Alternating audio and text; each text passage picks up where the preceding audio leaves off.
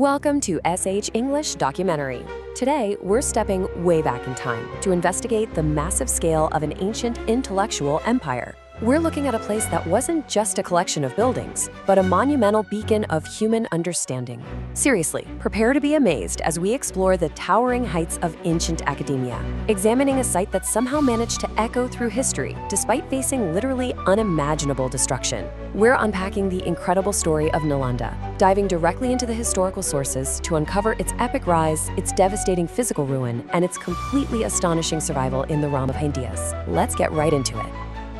Okay, let's dive into the big mystery. Why exactly was Nalanda University destroyed? Why did it fall?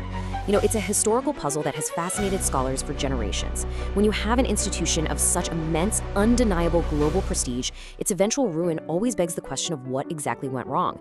Was it just a single, massive, cataclysmic event that brought down these legendary walls? Or was it something quieter? Something happening behind the scenes over decades or maybe even centuries?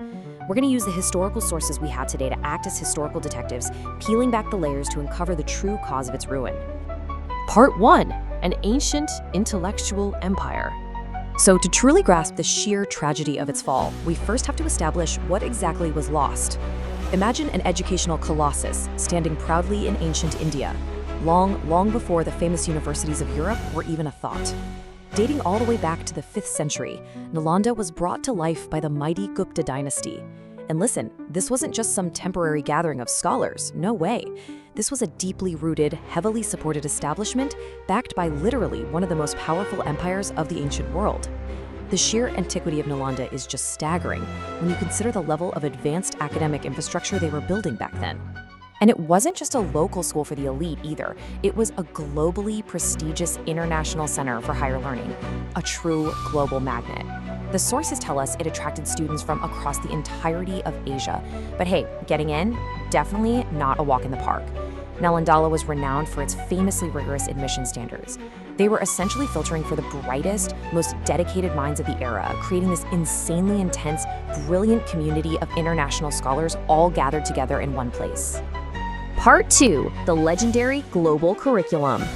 Medicine, logic, astronomy. Now, these aren't just single words. They represent massive, rigorous fields of study. The knowledge contained within the walls of Nalanda was vast, representing the absolute cutting edge of human discovery at the time. It was a curriculum designed not just to teach, but to actually push the very boundaries of what was known. They offered this incredible, borderless breadth of knowledge, where students literally mapped the stars, debated complex philosophy, and engaged in highly advanced medical practices. Nalanda was an absolute powerhouse of comprehensive education. Part 3. The devastating Khilji invasion. But history, as we know, is rarely a straight line of uninterrupted progress. We have to confront the darkest chapter in our source material now, where these vibrant halls of debate and learning were suddenly thrust right into the path of overwhelming military violence. A military invasion led by Bakhtir Khilji dealt a devastating, catastrophic blow to the campus. Buildings that had proudly stood for centuries were left in ruins.